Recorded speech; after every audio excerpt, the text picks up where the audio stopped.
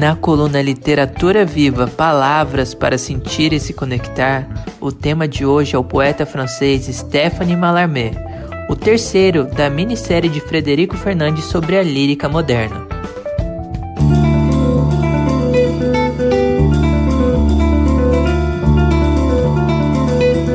Literatura Viva, palavras para sentir e se conectar.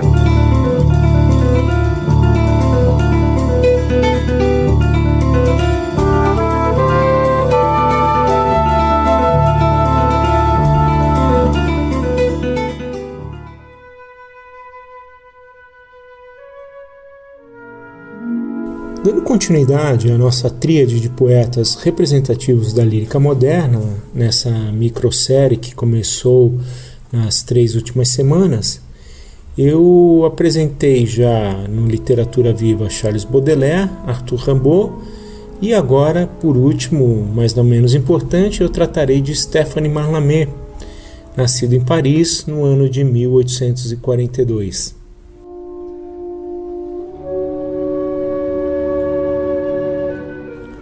Apesar de ter uma lírica originada no pensamento romântico, sua condição de poeta foi definida a partir do contato com o livro As Flores do Mal, de Charles Baudelaire, autor que despertou em Mallarmé a possibilidade de uma linguagem inovadora que viria a marcar fortemente o entendimento dele sobre o que era poesia. Apesar de abrir sua mente para uma nova mirada de linguagem poética, a lírica de Mallarmé ela não é comparável a nenhum de seus predecessores ou contemporâneos. Pelo contrário, ele não demonstrava a amargura com a vida, como a gente pode notar, ou notamos já aqui, em Baudelaire ou Rimbaud. E sua biografia retratava uma pessoa plena de bondade que chegava a falar ironicamente de si próprio. Ele foi professor de inglês durante quase 30 anos, sendo que seus primeiros poemas surgiram na fase dos seus 20 anos, na década de 1860. Seu primeiro livro, Hérodiades, é de 1869, mas seu livro mais famoso, L'après-midi d'un faune, ou A Tarde de um Fauno, foi a sua segunda obra, publicada 7 anos depois, em 1876. Trata-se, na verdade, de um livro bem luxuoso e caro, de pequena tiragem, e isso, de certa maneira, contribuiu para afastar o poeta de seus leitores contemporâneos. A popularização de seus escritos, no entanto, ocorreria com a obra Poesias, de 1887. Mas é importante ressaltar o impacto de A Tarde de um Fauno em outros artistas, na pintura, com Édouard Monet, e na música, com compositores como Claude Debussy, que compôs o seu famoso prelúdio homônimo, A Tarde de um Fauno, em 1894, o qual escutamos os trechos dessa composição ao fundo.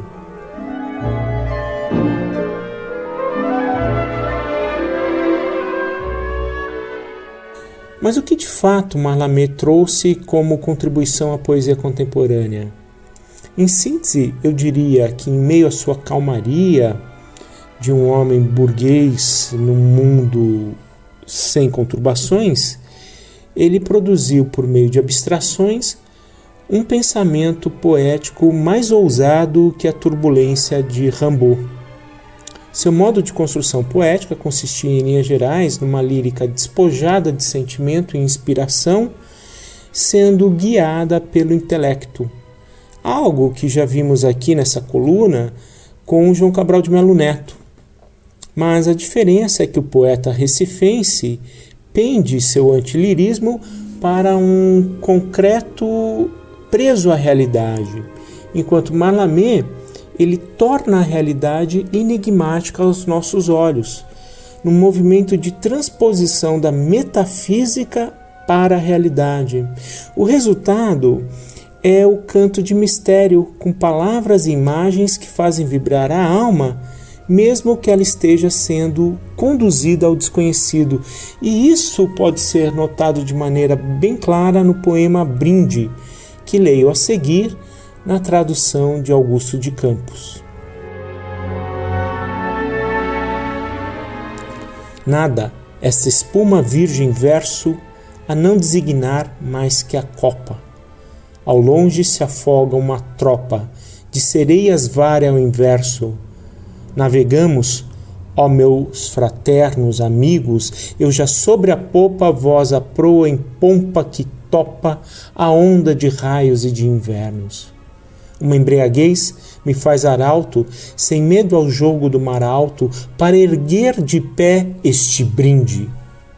Solitude, Recife, estrela, a não importa o que há no fim de um branco afã de nossa vela.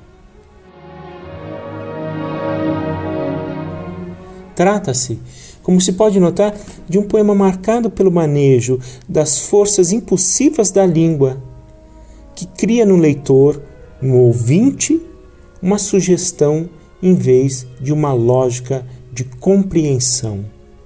Ou, como dizia o poeta, definir é matar, sugerir é criar. E ele definiu o poema como um mistério cuja chave deve ser procurada pelo leitor.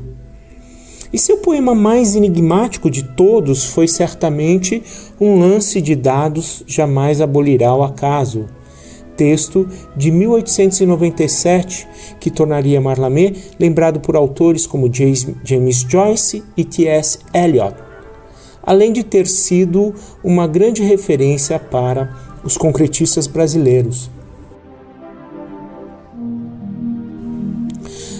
O grande legado de Mallarmé é demonstrar que a poesia é um jogo de palavras e das relações que elas estabelecem uma com as outras no interior do poema, guiado pela razão na busca de um absoluto que o faz topar com nada, e esse nada não é o nada coisa nenhuma, mas é um nada que é o mistério essencial das coisas familiares. O poeta lembra que um grande escritor conhece-se pelo número de páginas que não publica. Este foi Stéphane Mallarmé e eu sou Frederico Garcia Fernandes. Estamos aqui para lembrar que sua vida é a grande obra literária.